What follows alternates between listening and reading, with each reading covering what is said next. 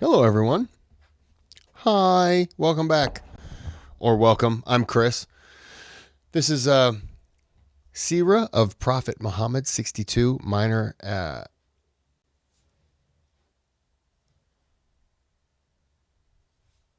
Did I say expectations last time? Did I say that? It's expeditions. Why do I think I said expectations? I don't know. Between, Khandaq and then that other guy with a lot of Y's, and then Dr. Yasser. This video is sponsored by Yasin Muhammad, who wanted me to tell you, you too can sponsor a video. Click on the thanks button down on my channel, throw some money at it, request a video. There you go. He also says, see this little thumbs up? Click on that. This is what he did. He went like this. Oh, let me get over it. Oh, he went like this. He went click, click. That was the thumbs up and the subscribe. That's all it took. It's completely free. It was a very nice gesture. So he wanted me to pass that along to you. That was it. That was all I really had. All right. So we're going to get into this is part 2. Whoa, that was the end video. We can't end it yet. This is part 2. We're going to run this to about the 39-minute mark or so. Yeah, something like that. All right. Let's get it. Let's not get it, apparently. Let me go back 5 seconds. I mean, why would you work? You know, if you think about it, what am I asking you to do? Not much, right? In any case, this shows us, as Ibn Hajar says in that particular factor. In any case, this shows us, as Ibn Hajar says, the permissibility of non-Muslims coming inside the masajid. Also, this hadith is one of the fundamental evidences for the well-known Islamic concept that a non-Muslim who wants to embrace Islam should do what? Take a bath. This is one of the fundamental evidences used for this. And the scholars point out that this was so well known that even Thumama, who's a pagan, he knows he should take a bath before embracing Islam. So any...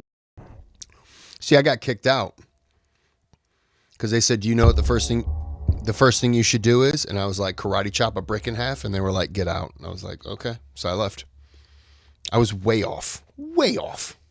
Anybody who wants to accept Islam, then we advise him that one of the it's not wajib obviously, but it is recommended that you take a bath. It's a symbolic gesture, and it's also, by the way, no doubt, non-Muslims don't have it in their sharia to take a bath after janaba. So no doubt there's a strong possibility that days or weeks might have gone by, whatever, that he's in the state of janaba. So just to be symbolically pure and physically pure, we should recommend anybody who wants to convert to take a bath like Thumama did. Also from this we learn that if a non-Muslim embraces Islam, he should not stop his good deeds, continue his good deeds. Thumama wanted to do Umrah, and just because he's embraced Islam, he should not stop his Umrah. We also see here the hypocrisy of the Quraysh. The hypocrisy of the Quraysh. That the Quraysh, who are the ones who have kicked out their own relatives, tried to assassinate their own relatives, now they're telling the Prophet, you're the one teaching to be good to relatives, why aren't you good to us? And we see here the tenderness and the mercy of the Prophet ﷺ, that he responded to their request. This also shows us, by the way, a very interesting point. No doubt our Prophet ﷺ was strict with the Quraysh. After all, he's gone to war with them 4 times in the past, another 2 times are going to happen, right? Or things are going to happen. No doubt. And on the battlefield, they're attempting to kill one another. And yet, he doesn't want to starve the women and children. He doesn't want to starve them to death.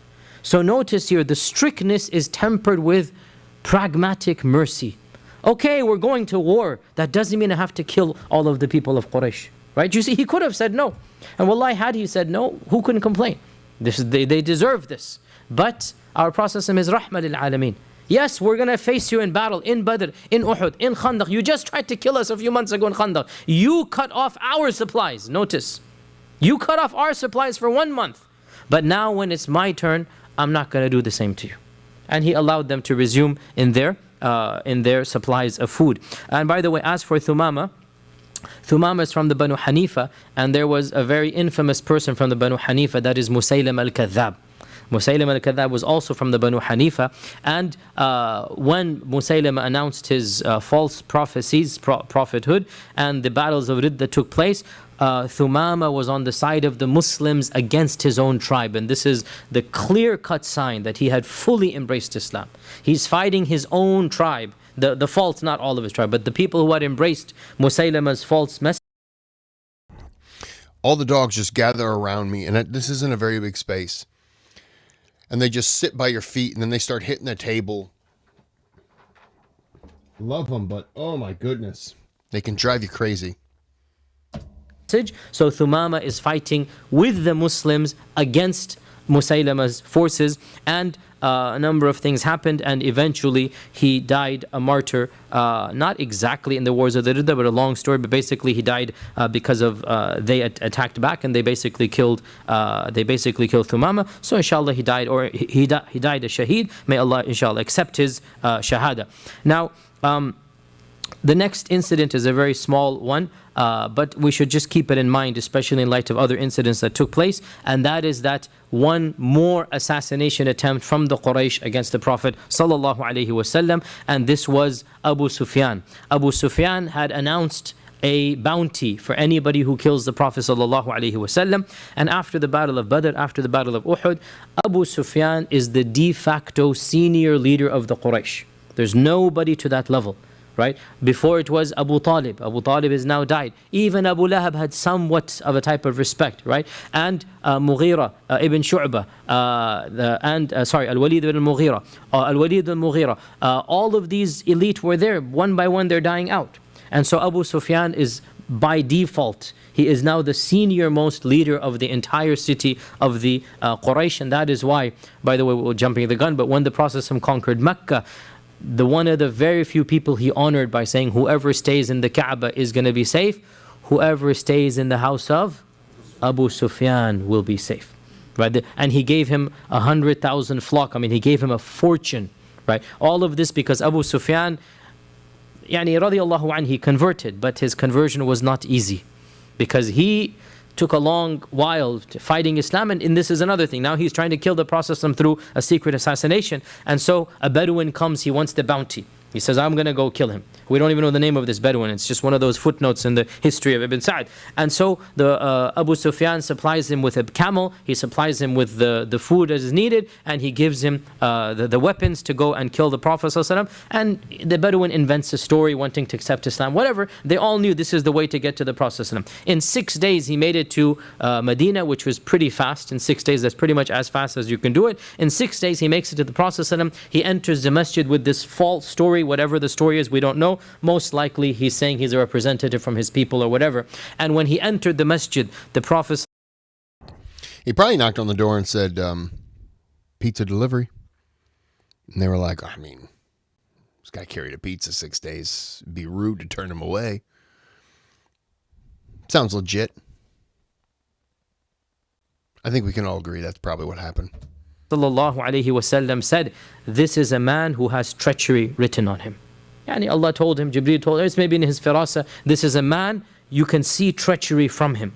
Soon as he said this, the Sahaba tackled him right there. Soon as he said this, the Sahaba tackled him. When they tackled him, the dagger comes out of his belt. You're not supposed to enter in, in a meeting with the leader with this secret dagger. It's clear something is going on. The dagger falls out. And so the Prophet ﷺ said, if you are truthful to me, I shall let you go. Otherwise, ...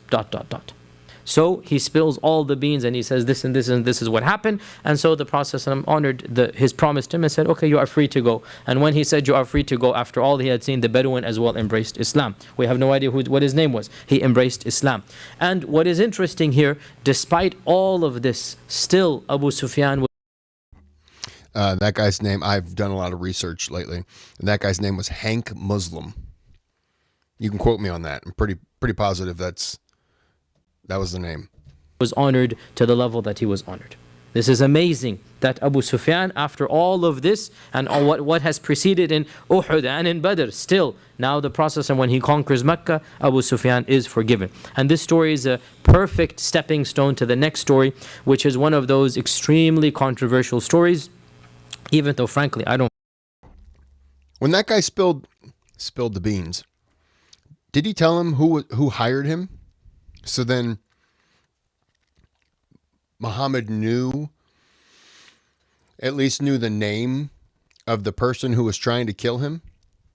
Just, I mean, I take that back. If the guy's already fighting him, he kind of knows who he is. So I guess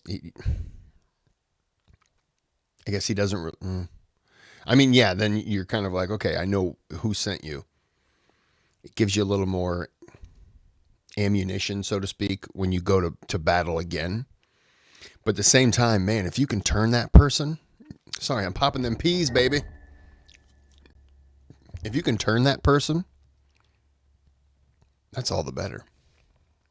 Find it that and I know he controversial, but it is one of those stories that Islamophobes and non-Muslims, they love to bring up against our Prophet ﷺ, and that is the assassination of Salam ibn Abil Huqayq. Salam ibn Abil Huqayq.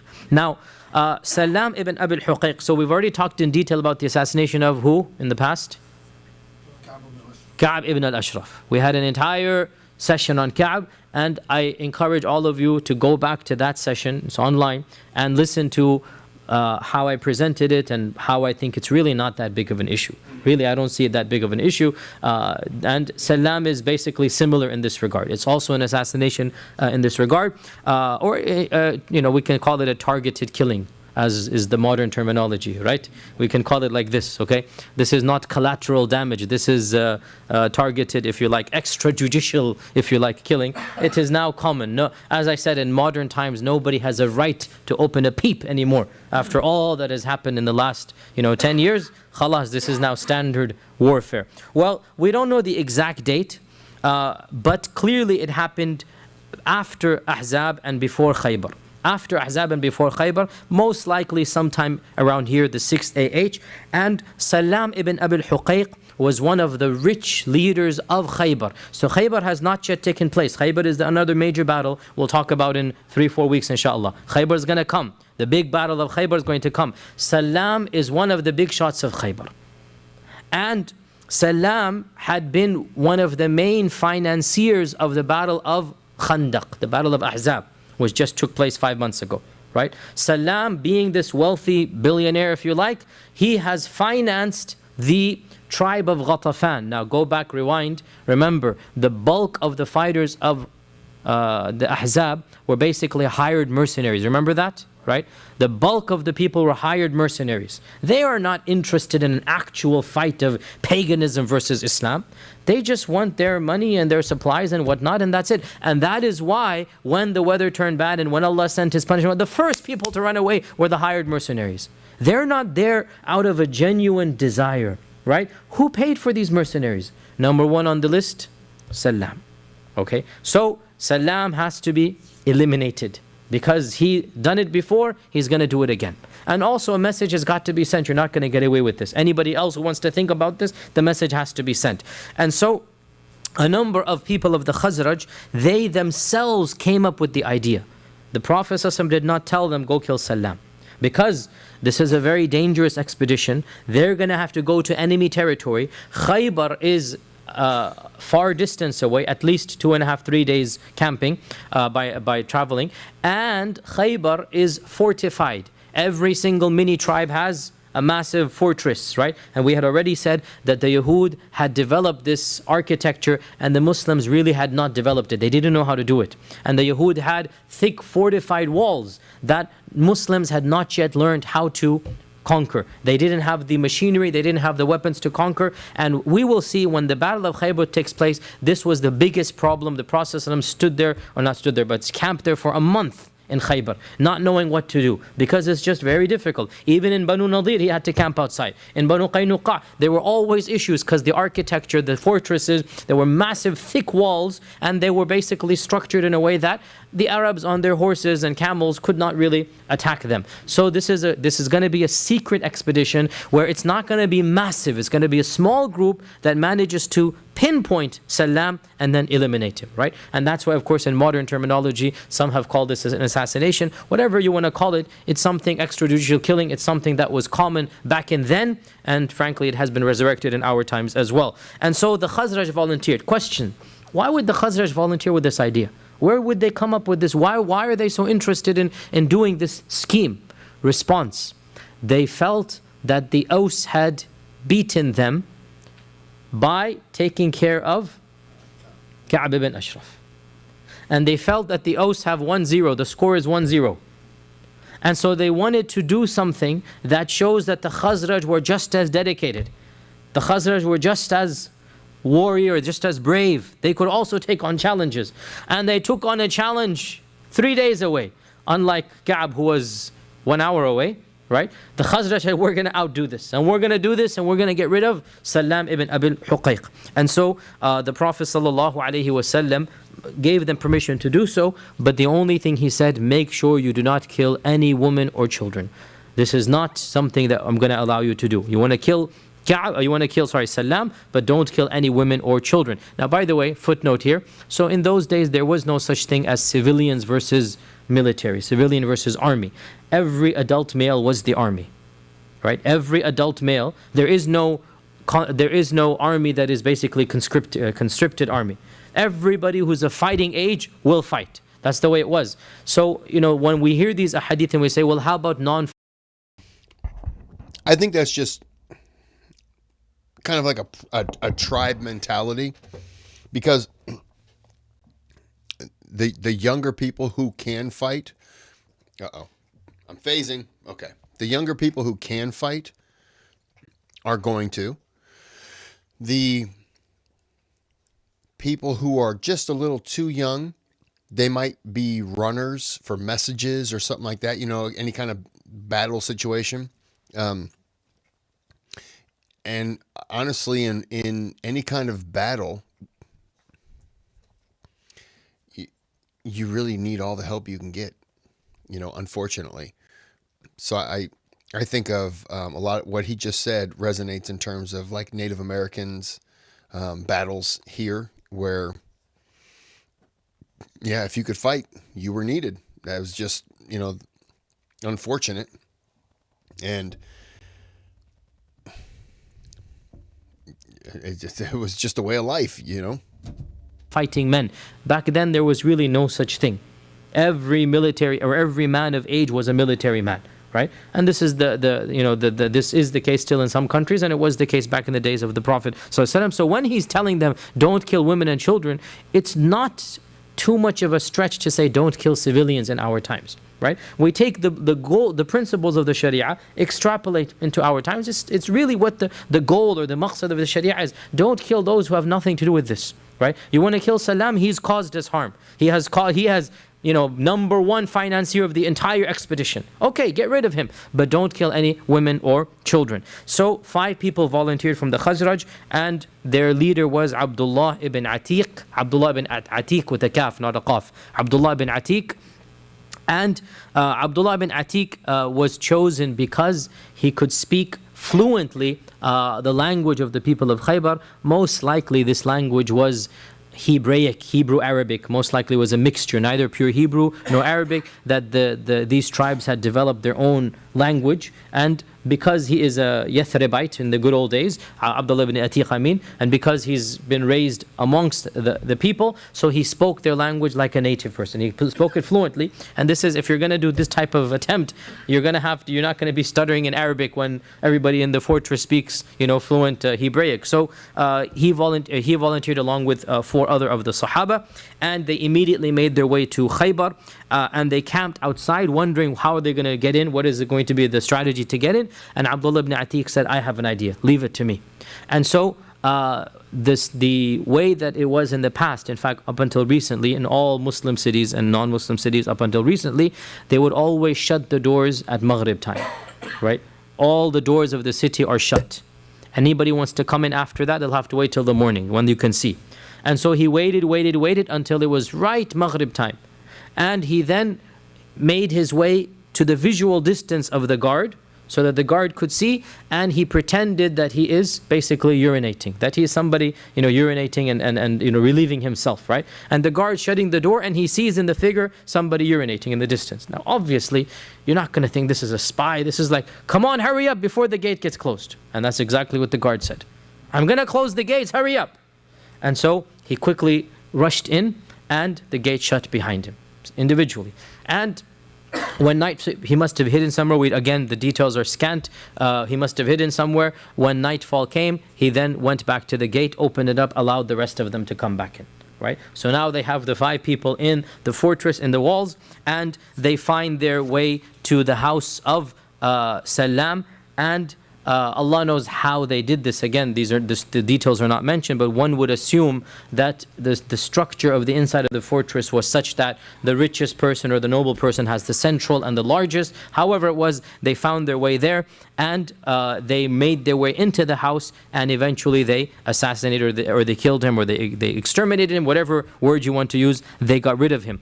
And his wife saw them. She set out an alarm. She cried as loud as she could. One of the Sahaba was about to basically kill her in order to stop the cry, but then he remembered, what did the Prophet ﷺ say? No women, no children. So he sheathed the sword back, and the 5 of them fled. On the way out, so the room of Salam was protected in that it was on a ladder that was leading into a higher room. So he had a way out. You had to climb up something to get to his top room, if you like. He was on the 3rd floor, 2nd floor. By the way, doing more research regarding this death, they gave him, they snuck in and they were like, hey, Tim just had a baby and we're going to celebrate with these cigars. And he was like, oh, I can't have a cigar. And they were like, oh, well, that's cool. But, we were thinking that we're all just gonna enjoy these. And he was just like, okay. And they were like, but we're gonna give you one, but you can't smoke it until we leave. And he was like, why? And they were like, because it's TNT. And he was just like, I don't know what that means. And they were like, you'll find out. And then he lit it, and he was just like, well, if you guys are lighting it, why might have a fuse on it? And they were like, well, we kind of don't want you to do that. And they just jumped out the window. That's according to the research that I just made up for this talk. So pretty sure it's accurate. Ibn Atiq, the leader, was, it is said that he had feeble eyes. And when they were racing outwards, he slipped. He didn't see the step. And in the process, he sprained or he broke his foot. We don't know whether sprained or broke. He could not walk. So the other Sahaba had to carry him outside, and then they had to rush back to Medina while the cry is being given in the city. That must have been a very harrowing experience. We don't have details other than this. But subhanAllah, your imagination can really get involved here now. That one of them is crippled, the 4 of them are now the cries being given. She's yelling and screaming. Allah knows how they did it, but they escaped without a single casualty other than his broken or sprained foot. And when they came back to the Prophet ﷺ, the Prophet ﷺ told him to stretch his foot out, and he rubbed his hand on the foot, and of course, lo and behold, by the permission of Allah subhanahu wa ta'ala, the foot becomes perfectly healed. Now, obviously, I encourage you to go back to Ka'b ibn Ashraf's story for all of the disclaimers, but just in a nutshell, frankly, those were different times, there were different norms, there's a state of war going on. The main point really is, this was expected, this was understood, this is a part of the territory back then. We just talked about Abu Sufyan trying to assassinate the Prophet ﷺ. It's a two-way street. This is the way the world worked back then. Nobody is saying that any Muslim can just start doing this himself anywhere they are. No scholar in the history of Islam ever says this, right? Can a Khalifa use such a tactic in our times? Well, let's talk about this when we have a Khalifa. right? And then we'll worry about what is this allowed, what is not allowed. And frankly, there are people like Shaykh al-Qardawi and many others who have basically extrapolated entire volumes about modern nation state rulings, modern jihad rulings, and they have all said, look, the Sharia is a platform, it is a spectrum that allows you for modifications, it allows you for some changes. And if there are customs in place, if there's a United Nations treaty in place, if there's a type of other protocol in place, the Sharia allows us to adapt to that protocol. And if, for example, once upon a time, before our own country opened this door, 10 years ago, let's say, once upon a time, this type of extrajudicial killing was considered to be illegal, was considered to be not allowed. Okay, if theoretically there were to be an Islamic caliphate, it's not a problem for them to sign on and say, you know what, khalas, we will also consider this to be not allowed. Now, we don't even know, it's up in the air. As we speak, there are drones taking place here and there and here and there, and you know, there's going to be targeted surgical strikes on this and that. This is now an accepted norm. So for anybody to criticize something that took place 14 centuries ago, we're going to tell this person, look, get relevant, get pertinent, deal with your own case that you're doing right now before you start criticizing something that took place 14 centuries ago. Frankly, I don't find this issue to be problematic at all. I'm going to end it here, but this isn't the first assassination in the history of the world. So I don't understand what the problem would be. He also didn't assassinate somebody who was innocent. The person tried to kill him. I mean, I guess I'm not understanding. Yeah, so Prophet Muhammad.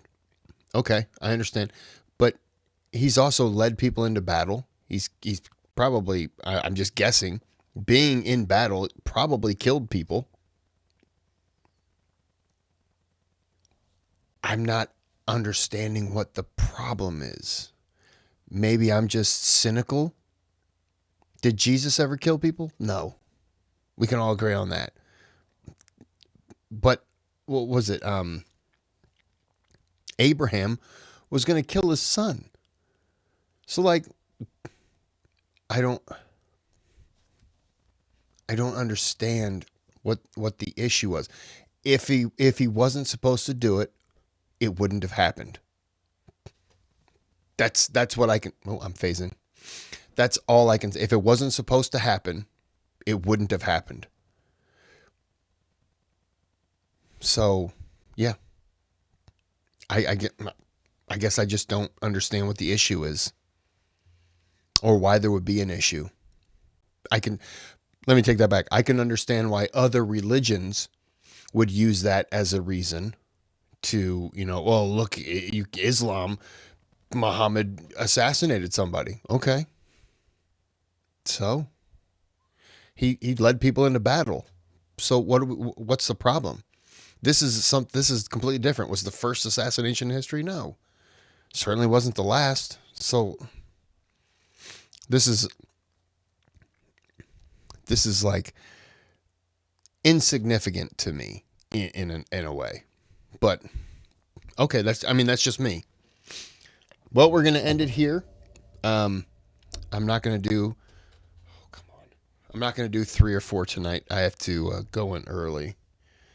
And I came home, and they said the city said that a breaker was tripped, and so everyone lost, like around this area, lost water pressure. And so they're out trying to turn it on. I was trying to get some water for the dogs when I fed them. No water coming out at all. No water for... It's 6:21. I got home at 4:45, and water just came on about 6 o'clock. Just started getting it, and it's got the water in the line, so I turn it on. It's just like it's splashing everywhere, and I'm like, I want to take a shower, and I kicked on the shower, and the shower's doing the same thing, and I'm like, oh, cool, yeah, that's what I want. So this is gonna be fun. I'm going to be assaulted by the water. So I just thought I'd share. So I'm going to end this here, but I will do part 3 and 4 tomorrow. But when I say part 3 and 4 tomorrow, part 1 will be up Tuesday. This is Monday. And then you're going to see this Wednesday. And by then, I'll have already done 3 and 4. So until next time, have a good day, have a good night. And scene.